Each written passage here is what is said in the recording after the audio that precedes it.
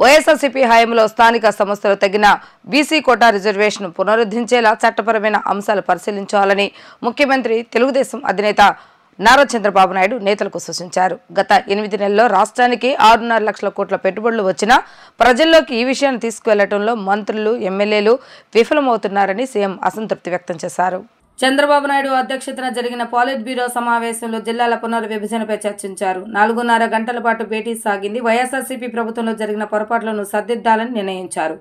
ఈ సందర్భంగా సీఎం మాట్లాడుతూ 2014-19 మధ్య జరిగిన తప్పిదాలు మళ్లీ పునరావృతం కాకూడదని తేల్చి చెప్పారు. తల్లికి వందనం, అన్నదాత సుఖీభవ పథకాలు ఈ ఏడాదే ప్రారంభించాలని సీఎం స్పష్టం చేశారు. అన్నదాత సుఖీభవకి కేంద్రం 6,000 రూపాయలు ఇచ్చినా మిగిలిన 14,000 రాష్ట్ర ప్రభుత్వమే భరించి 3 విడతల్లో 20,000 చెల్లిద్దామని చెప్పారు. రాష్ట్ర ఆదాయం పెంచే మార్గాలు అన్వేషిస్తున్నట్లుగా తెలిపారు. బనకచెర్ల ప్రాజెక్టు నిధులు PPP మోడల్లో రాష్ట్ర ప్రభుత్వం 50%, కాంట్రాక్టర్లు 50% పెట్టుకునేలా ప్రణాళికలు చేద్దామని అన్నారు.